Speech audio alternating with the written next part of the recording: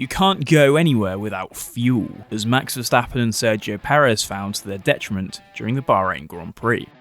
Towards the end of the race, the Red Bulls ran out of wings, and thus neither car made it to the finish to leave the team scoreless after the first round. In the process, it rather shone a spotlight on an otherwise fairly routine Formula 1 technical change for 2022. It quickly became apparent that both drivers were starved of fuel, despite there being plenty of ExxonMobil's finest E10 in their respective tanks by the end of the race.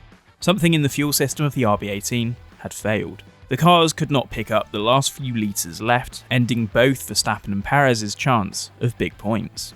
But the thing is, Formula 1 fuel systems are now comprised of elements provided by the team, by the power unit manufacturer, and also by third parties who won FIA tenders to supply standard components to the whole grid. So that's 3 potential suspects in this case. Was a standard supply component to blame, Red Bull technology, or Honda? Let's start off by taking a look at the parts which might have left Red Bull stranded. The F1 fuel pump array is made up of a lift pump which draws the fuel from the tank into a collector, then to a primer pump which steps the pressure up, then to a high pressure pump that feeds the V6 engine. The lift pump can be produced by the team, but is classified as an open source part, meaning that other teams can use that design. The primer is produced by Marelli, and the high pressure pump is produced by Bosch. So if it was a failure of those standard parts produced by Marelli or Bosch, was there perhaps something in the packaging around it the team or its engine partner were responsible for that somehow led it to failing on the 2 RB18s and not any other car? And indeed, Red Bull Motorsport boss Dr. Helmut Marko implied that the fault lay with a key component from an outside supplier, although team principal Christian Horner was not able to pinpoint any specific failure. Although it's understood that none of the standard supplied pumps across the 2 cars were actually the cause of the retirements, there were some issues in testing. In Barcelona, some teams experienced issues related to the primer pump, which resulted in a series of checks being added to guarantee reliability. Now, although few details emerged, Haas boss Günther Steiner noted that on the first day of testing, in the morning we had a fuel pump issue, internal leakage in the fuel tank, so the pressure wasn't right, which limited running for the Haas team considerably. Ferrari is also believed to have had an issue at the Bahrain test. The problem was investigated and understood. In conjunction with the FIA, countermeasures were put in place across the teams to ensure that it wouldn't happen at the first race. A formal public indication that there were concerns came after qualifying in Bahrain, in an unusual document from race control. It told teams with cars in Q3 that they could have an extra hour before the cars were locked down in garages to inspect the pumps, with teams not in Q3 given part of that session to introduce their checks.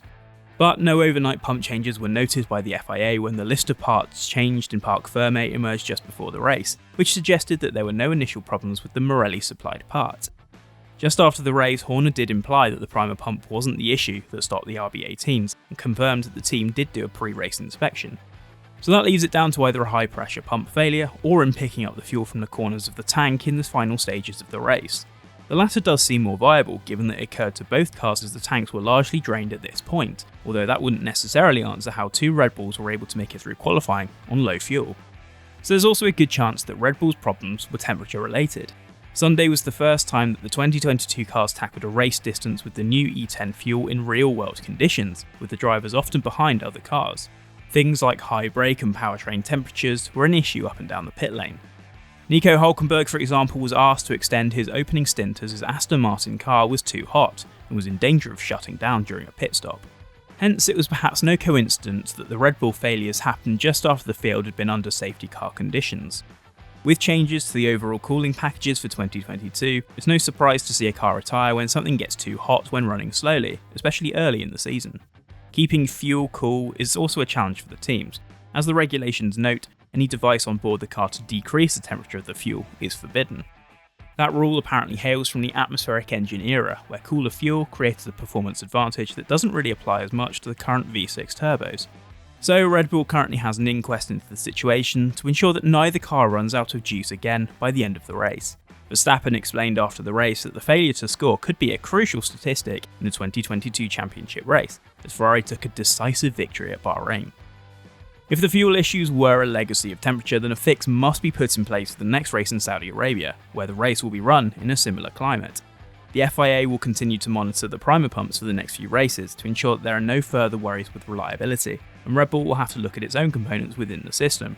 But on the evidence of this, even if Red Bull did offer me wings, I think I'll stick with coffee for now.